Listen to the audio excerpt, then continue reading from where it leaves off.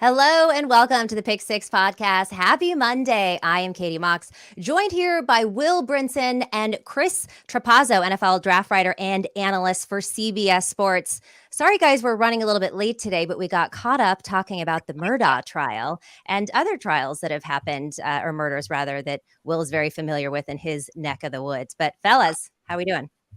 I don't know why. I don't know why there's so many like murders and things around. I guess it's like the South. I'm worried about you, Will, falling into the trap here. I am too. I'm there. You know, there's been a string of murders surrounding podcasts. Circulating. The Pick Six podcast may transition into a murder trial podcast coming up here later. But until that day, let's dig into the past 4 days of prospect workouts for the Combine in Indianapolis. All right, guys, we'll start with the biggest one. Like, what is the biggest storyline coming out of the Combine? What do you think, Will? I mean, for me, and I'm, obviously I follow, watch the whole Combine. I, follow it. I'm an NFL writer, but it is weird that, it's a different thing. Like Traps is like you focus heavily on the draft. Ryan Wilson focused heavily on the draft. Josh Edwards heavily on the draft. Like for me, it's almost like, for part of it, the Combine is and always has been. I know these guys because I'm a degenerate who watches a ton of college football every Saturday. It's also sort of like a kind of a it's like a post grad or no, it's like a graduation ceremony. It's all part of this sort of the calendar that how the way that it rolls along. And so I think sometimes it becomes just naturally easier for like me to like, I think I see the 30,000 foot viewpoint of like what the biggest deal was. And I think it's pretty obvious. It's Anthony Richardson and his performance and sort of putting himself into this. I think he has made himself the most polarizing prospect in the entire draft by virtue of his Combine, because he, weighs 244 pounds. He can do backflips kind of, he had a 40.5 vertical jump. He, had a 10.9 broad jump. He ran a 4.44. Is it 4.44? Is that right? 4.44. 4.43 official. Okay, 4.44. Yeah, 4.39. Yeah, but I mean, like, just insane athletic skill sets. And then you see him get out there to throw. And of course, like when he does the deep balls, it's like, holy crap, this guy can absolutely uncork it. And then he does the short stuff, and it's just spray and pray all over the place. I think, like I'm texting threads with my friends on it where, we're texting about Anthony Richardson. A lot of Panthers, because the Panthers are right there in the wheelhouse at number 9 to possibly take him. And Trapp's sort of like the response was, it's like people are like, ooh, but then people are like, I mean, like, is he definitely a quarterback? He is. I know. It's just. I mean, he is a polarizing prospect and didn't become any less polarizing as a result of his incredible performance on Saturday. Yeah, I think that's right. I mean, that's the biggest storyline to take away from Indy, that going in, people like myself that are more kind of focused on the draft thought, okay, Anthony Richardson is going to work out well, but we didn't expect him to be 6'4", 244, and then break Combine records like Will just mentioned, the highest vertical, longest broad jump of any quarterback. He's kind of like a Cam Newton prospect, but I think he's twitchier and more sudden than Cam Newton was. Cam Newton was a, similarly experienced, only one full season at Auburn. We really only got one full season of Anthony Richardson as the starter at Florida. Maybe a little more scattershot than Cam Newton was, and wasn't as successful team-wise, of course. But I think with his performance coupled with Bryce Young not working out, although I think it was good that he was over 200 pounds, it was just kind of created this interesting dichotomy. It's like, do you want the high floor kind of outlier type at quarterback with Bryce Young, who's going to be good right away, but maybe doesn't have the big time physical traits? Or will a team like the Panthers, Will's Panthers, or the Colts, or the Texans, or maybe even a team trading into the number 1 spot, side with Anthony Richardson and just bet on that upside like we've seen at the quarterback spot with Josh Allen and Patrick Mahomes, a lot of other quarterbacks that are big, have huge arms, and the supreme athleticism like Anthony Richardson. Anthony Richardson. Oh, no. I was gonna ask if it was your turn to talk anyway, but I just couldn't help it. I was gonna ask, like, do you think like the success of like Josh Allen and the ability of like Josh Allen to become this all-pro level MVP caliber guy after because we always see these trends. Like, for instance, it was fine to draft short quarterbacks first overall, like Baker Mayfield and then Kyler Murray, because we had like Russell Wilson out there, providing this pathway to success. Yeah. Now that like you got questions about Kyler and Baker's been bouncing around and Russell's really struggled. It's like almost like that's caused this like change, Katie, where people don't want to go to Bryce Young. They're like, ooh, give us the Josh Allen type, because that's so easy to replicate, right? Yeah, I agree with you. And I think he obviously has the biggest buzz of any prospect due to his like outwardly athletic gifts. But I'm not huge on watching the combine. I mean, I just started to this year, obviously coming on this show. But how about Nolan Smith, guys, the edge rusher from Georgia? I felt like he looked more receiver-like. 4.39 for the 40-yard dash, 41-inch vertical leap. His frame is small. So when he first came out, it seemed like maybe he wasn't going to do that well. And I don't think he's going to be a fit for every team. But now I can kind of see him going maybe top 25. Yeah, I think that is in the cards, probably even the first half of round one. Hassan Reddick, in terms of his size, is kind of the comparable. Hassan Reddick coming out of Temple, kind of tested pretty similarly. Like you mentioned, Katie, a lot of teams are going to say, hey, look, we want our edge rushers at least 6'3" and over 250 pounds. Nolan Smith is not that. Slightly different size. He kind of, like his whole college career reminds me of Rashawn Gary coming out of Michigan, that he was like someone that was crazy athletic, didn't have all the polished pass rushing moves, clearly was a developmental type player, still went in the first round of the Packers. And it took a year or two for him to really come into his own. But before his injury this past season, he was looking like one of the best young outside pass rushers in the NFL. And I think that's what teams will kind of aim for. It's kind of a similar parallel to Anthony Richardson to Josh Allen. They'll kind of do the same with Nolan Smith to someone like Hassan Reddick or Rashawn Gary. I mean, anytime you run a 4-3 40 as an edge rusher, for a big guy. Yeah. I mean, like you look at like a guy like Jordan Davis, right, from last year, who, and obviously not an edge rusher, but an interior lineman. He runs, what do you run, like a 4.1, 2, like say, like a 4.5 or something like that, or maybe even a 4.4. There's even a 4.8 at his size. It's just, when you do that, it just changes everything about, like, for instance, Jordan Davis did, he was somewhat situational, right? And like, even if he had all this great production and we saw it on the tape and everything like that, what it does is it vaults you up. It's just, everyone is in the NFL is watching the combine. And if you go out there, and it's stupid, like a 40 shouldn't matter that much. But what it does is you also take, and this is sort of what teams do too. And we have media ways to do it, like mock draftable, the RAS scores, all of that, like relative athletic scores and all those things, that it takes this athletic profile. And you have Spark too, that these teams do the same thing. They have these athletic profiles. And when you have a 4.3 40 at his size, even if the 40 is a completely irrelevant metric for your ability, like you're not going to run a 40 in the NFL. Like, it just doesn't happen that often in an NFL game. Like, it doesn't matter that much. But when you have that, it becomes part of that profile that teams build out, and it vaults a guy like Nolan Smith way up, where it's like, holy crap. Like, yeah, this guy was really good, but like his upside is just outrageous because of this athletic profile.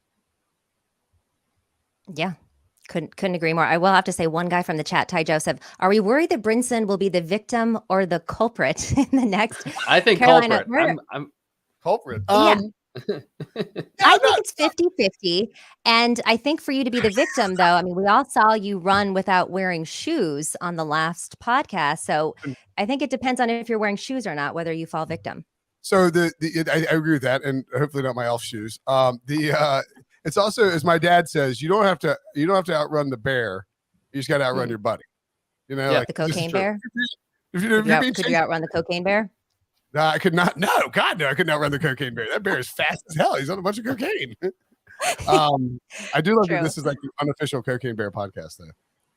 It is, and I'm actually proud of that as well. Okay, so let's get back to the draft. Who do you guys think helped their draft stock the most?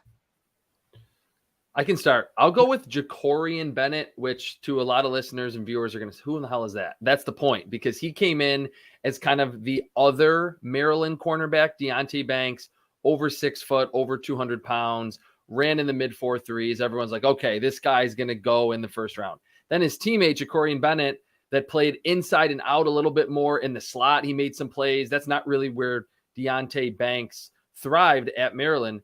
He runs 4.30, has a broad jump over 11 feet, which is just a few inches below Deonte Banks. Big time vertical over 40 inches. And I think for kind of being in the shadows of Deonte Banks, I don't really think that's the case anymore for Ja'Cory Bennett. Now, I do think Deonte Banks will ultimately get picked, maybe even a round or two ahead of Ja'Cory Bennett. But because of his versatility at 5'11", 188 pounds, with what we know now is elite explosiveness and high-end speed, like one of the fastest 40s that we saw of anyone run at the combine. I think I want to say the second fastest. Now, second or third round is not out of the equation for Ja'Cory Bennett. I liked his ball skills on film too. And Maryland has a long history of just pumping out big-time athletes.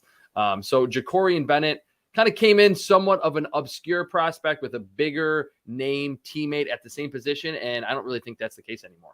I'll go with and I think this qualifies. And Traps, you can tell me if I'm right or wrong, or like whether he benefited this much. It's sort of a combination of how the other receivers perform, because it wasn't a great, like, we got some speedy receiver runs on the second group of them, but for the by and large, like, it was kind of it felt like it was slow. It was not like this whole receiver class in general.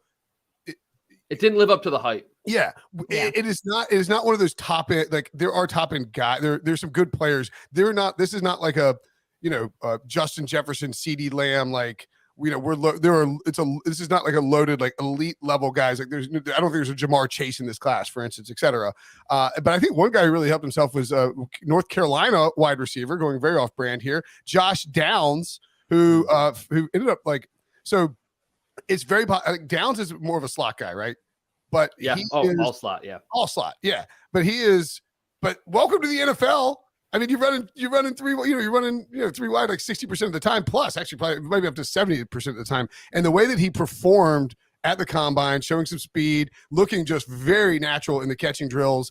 And I think with the other performances from top, like, higher up wide receivers, I don't think it's crazy that Zay Flowers could be wide receiver one off the board now as a result of just if you took a sort of a straw poll right now. But I think Downs, even though he is a slot guy and he does have kick return potential as well, very good pedigree, played at a high level in college, is just a baller, and like, he's just going to be a guy who eats it up underneath, and a really, really dangerous weapon. I don't know that he is in. You tell me, Travis, is he in first round discussion? Because I think he was probably a day 2 guy just because of the limitations with slot and even with the kick returns. But like, now, is there a chance that he could even like slid up a little bit? Yeah, I think he could be one of the last picks in the first round. That wouldn't be crazy. Like I said, that it kind of didn't live up to the hype. Andy Reid drafted this guy. Like, he would be petrified of him in Andy Reid's system. For sure. What I was saying earlier, that it didn't really live up to the hype. I mean, we've kind of gone in like understanding that this is not a Jamar Chase, Drake London, Garrett Wilson type class, but Jalen Hyatt was supposed to run crazy fast. He runs 4.4 flat at like 170 plus pounds. Jordan Addison was 5'11", 173, and he almost ran 4.5 in the 40-yard dash. And that is certainly a position where you are going to run 40 yards down the field as fast as you can at receiver. So for Josh Downs to be near the top of the vertical, near the top of the broad jump, better than some of his wide receiver contemporaries, the first round, I always say this, is probably more so about traits than if you're actually a really good football player, whether it comes to quarterback, like we've been talking about, Travon Walker being the number 1 overall pick last year. It's a lot about traits. And with Jalen Hyatt not running as fast, we didn't see Quentin Johnston run the 40. Josh Downs, Jackson Smith-Njigba did a lot for themselves. They came in kind of presumed to be not that explosive, but they ultimately were. And sorry, I'll just point out, I just noticed this. I like to, and no offense to CBS, whatever, NFL.com. I don't want to get in trouble for this. NFL.com's draft profile pages. They just have.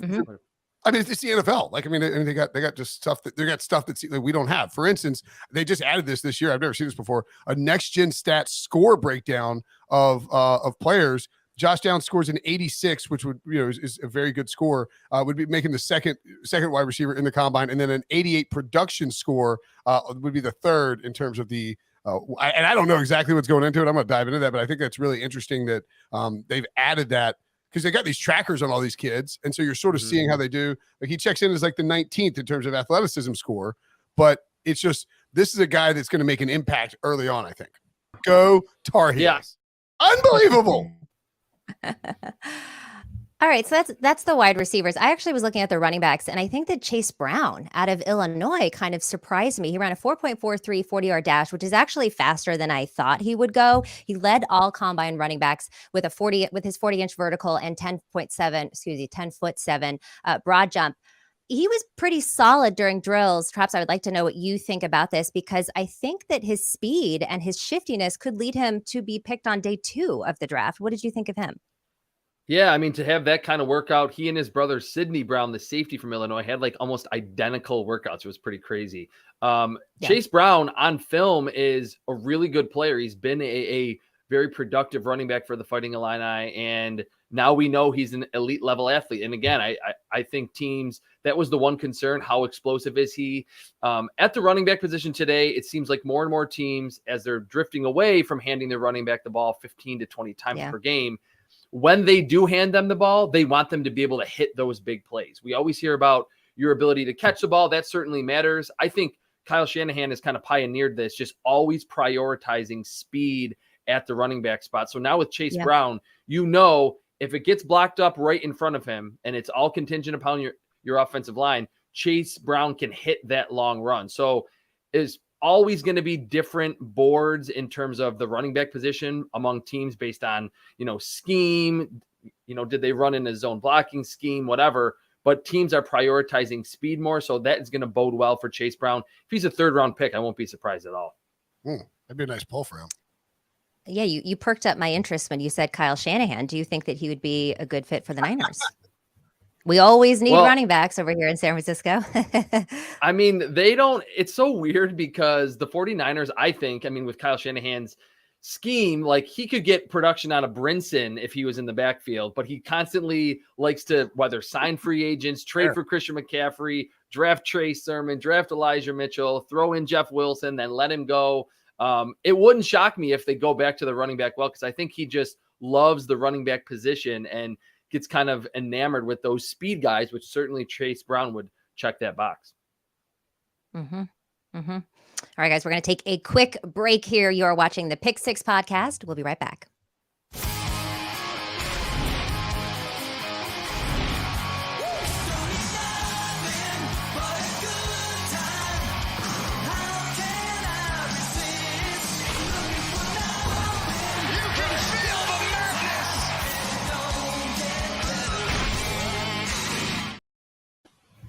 All right, welcome back on the Pick Six podcast, and brackets are back. And you can get in on the madness today on the CBS Sports app. Run men's and women's pools with friends and enter our bracket challenges for the chance to win a new car and trips to the 2024 Final Four. Play today on the CBS Sports app or visit cbssports.com/play to sign up. No purchase necessary. See terms and rules for details.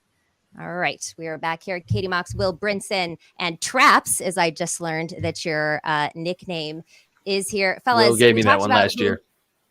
He's good with nicknames. I will say, Will, they just like roll off the tongue with him. With everybody, so. I don't think I'm really good at much. I'm like average at a lot of stuff. I think my nickname that he gave me is Kelly.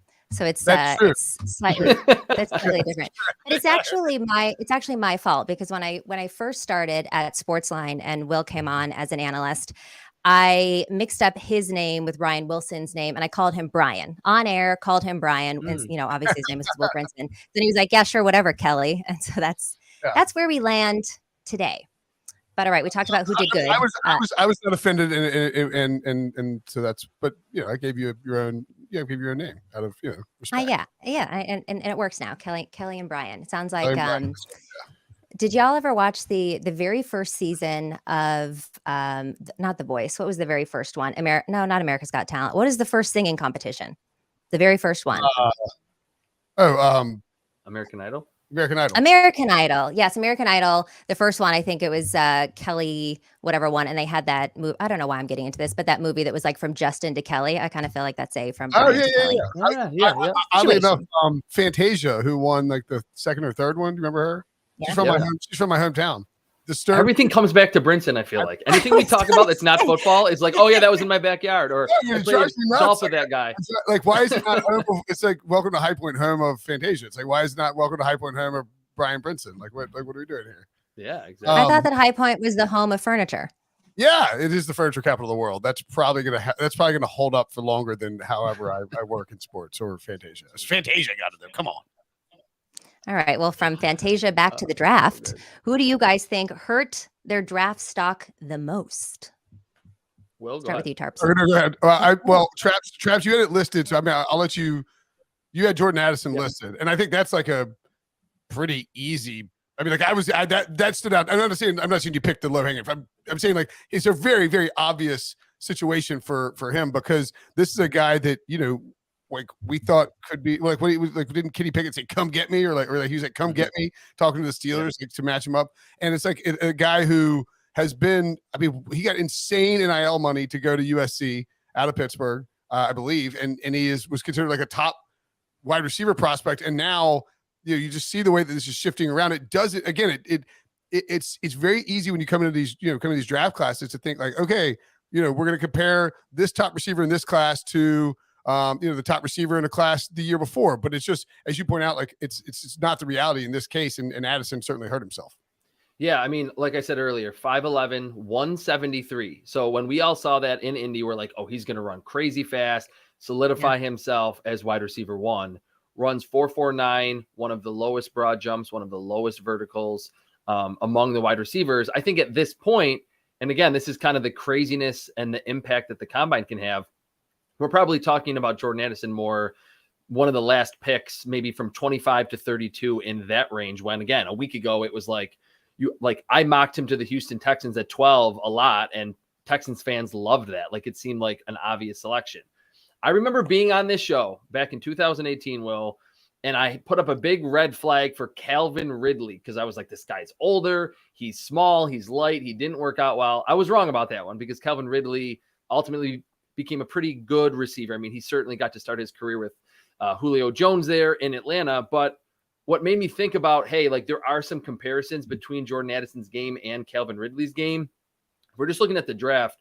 There are other guys that are similar size that didn't test very well, that haven't been good, like Jalen Reagor, like Nelson Aguilar, who's, you know, been decent, but I think teams that are drafting Jordan Addison want more than Nelson Aguilar.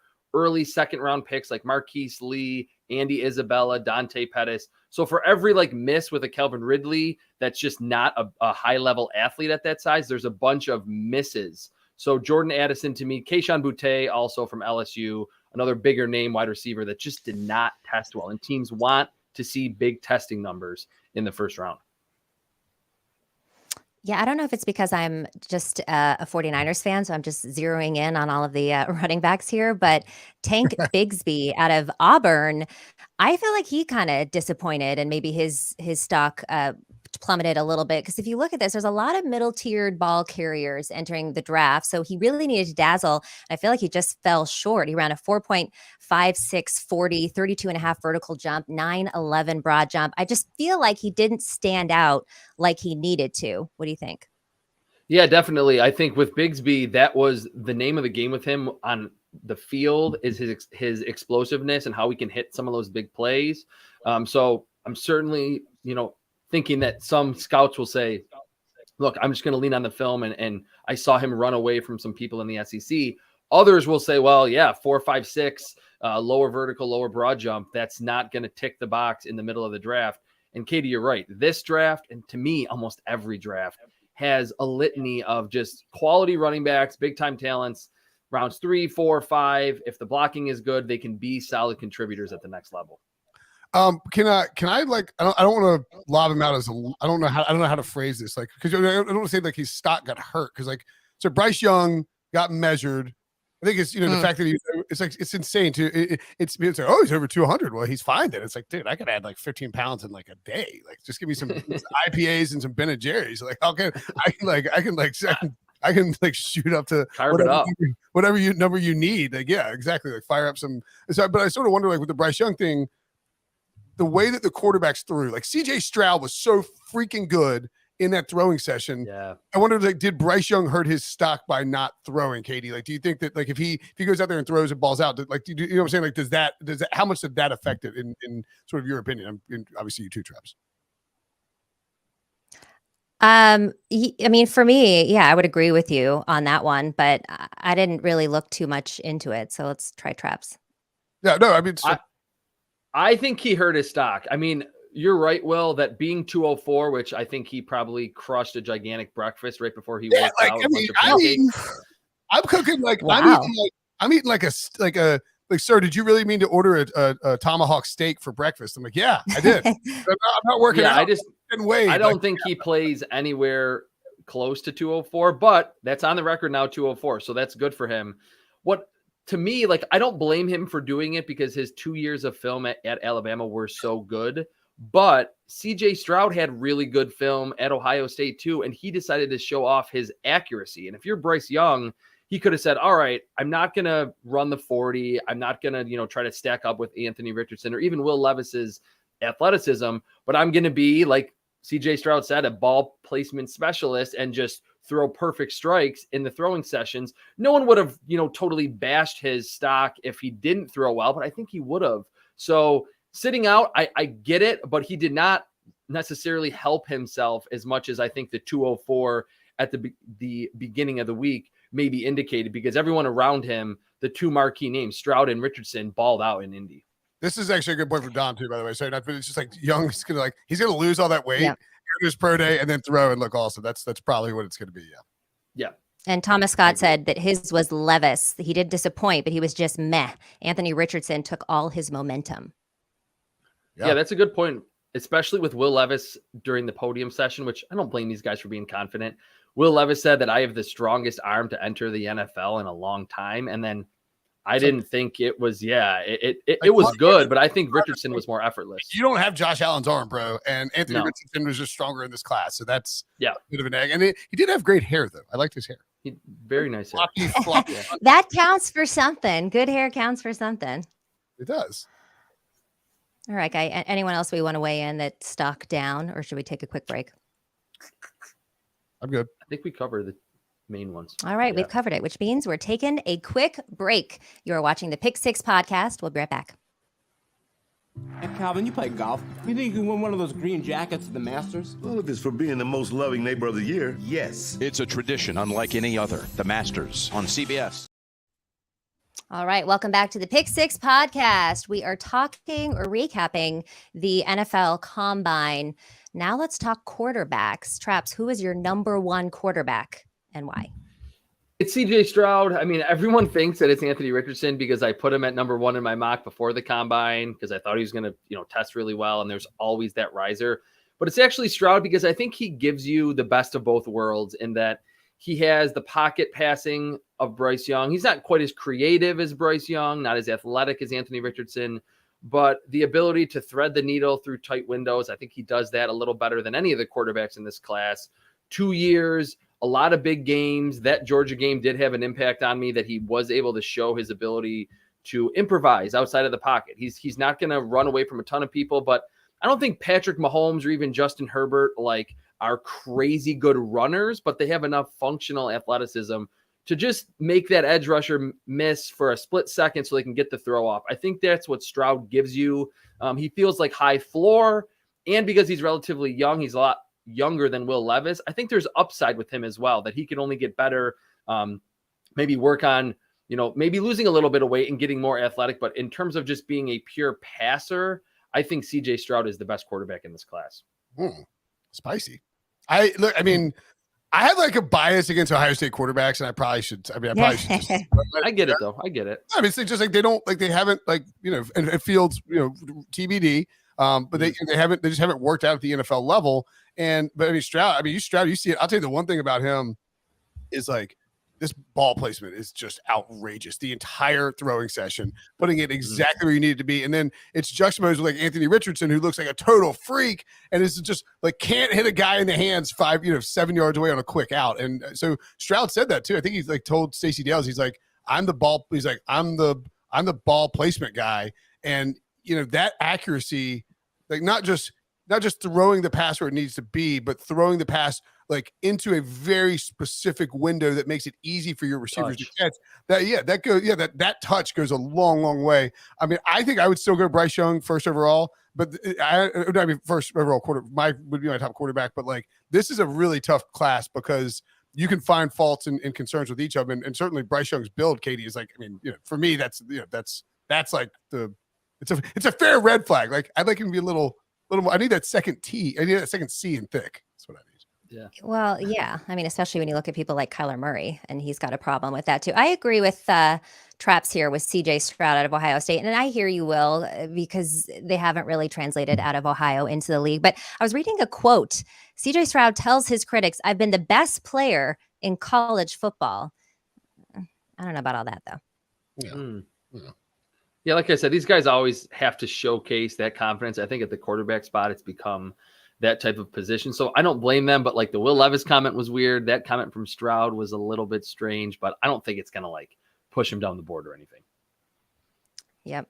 All right. Dom in the chat says, although I like Stroud because he grew up living at a public, his public storage with his mom. Okay. I don't know what we're talking about there, Dominic. We'll go ahead and skip that one. Who are the sleepers that we should keep an eye on heading into pro days and the rest of the draft process?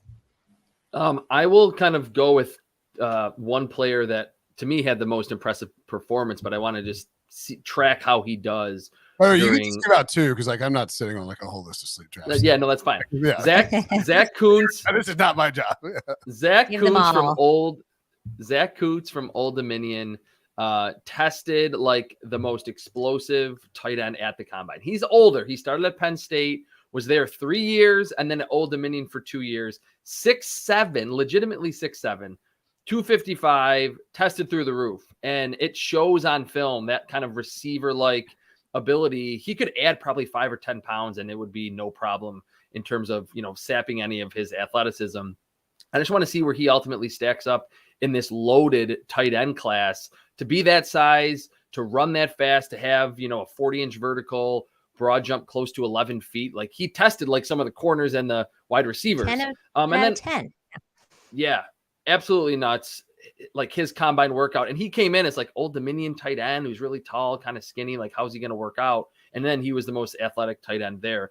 And then Darrell Chami from Maryland, and I'm listing him. He's an obscure name. Wasn't at the Senior Bowl or the Shrine Bowl. I think he was at the NFLPA Bowl, which is kind of like the third in line when it comes to the All-Star games after college football season. I really like him on film. I think he's bendy. I trust certainly the strength and conditioning program there at Maryland. That's with Deonte Banks, Ja'Cory Bennett, Jalen Duncan, the left tackle, also very athletic. I think at the Maryland Pro Day, Darrell Chami is going to kind of insert himself 4th or 5th round range, bendy pass rushing specialist that for some reason was just off the scouting radar. And usually the East-West Shrine game, the Senior Bowl, they do a better job than I do identifying these kind of obscure talents. But if I'm going way out of left field, Darrell Chami from Maryland, back in 2020, that COVID year, he was unblockable. It was the shortened season in the Big Ten, but really was like the best pass rusher in those 4 or 5 games for Maryland. Never was able to rekindle that. But the fact that I saw it means that he can do it. That's what I heard a lot this week in India. A lot of other analysts and some scouts were saying that they like to just see it once or twice or for a short stretch from a player. They believe that if they get that guy in the building, deal with their assistant coaches, that they can ultimately get that out of them once they're in the NFL. But I was going to ask Traps, who is the most, I know my answer here. This is like just like the most obscure combine blow up prospect that you've covered. I mean, for me, it's like, so it's Ali Marpet. Because when he was like coming out, it was like, people were like, watch out for this Marpet kid coming out of Hobart, and he just lit up the combine. We were all, this is like 2013, maybe. God, I'm old. But yeah, I mean, like we were just like that to me, like was the craziest, like out of nowhere left field. D3 Hobart, yeah. Yeah, I mean Hobart. Like I didn't know. I went to Google Hobart. I remember writing about it. That's how long ago it was. I wrote about it. I'll go way back too, and I'll stick with Maryland. Actually, do you remember Bruce Campbell? Oh yeah. The offensive tackle, like his film was not very good, and like He looked like a tight end at the combine, and he tested. I don't remember all of his numbers, obviously, but he tested like ridiculously. And that was like the Al Davis Raiders. So they picked him, I think, in the 3rd round.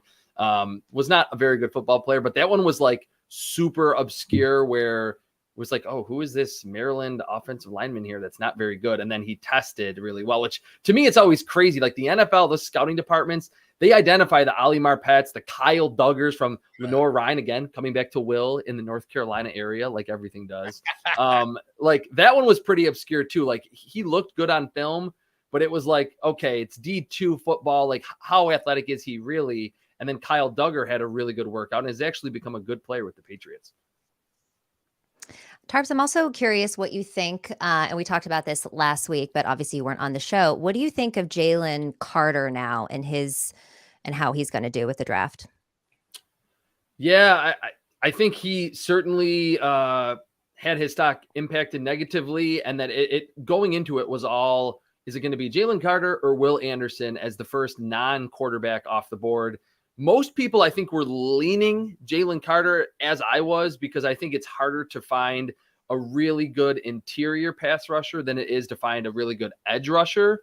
But now, as this kind of hangs over his head, there will be teams that will take Jalen Carter off their draft board. This is a pretty serious thing, compounding mistakes, that one fateful night, tragic incident, of course.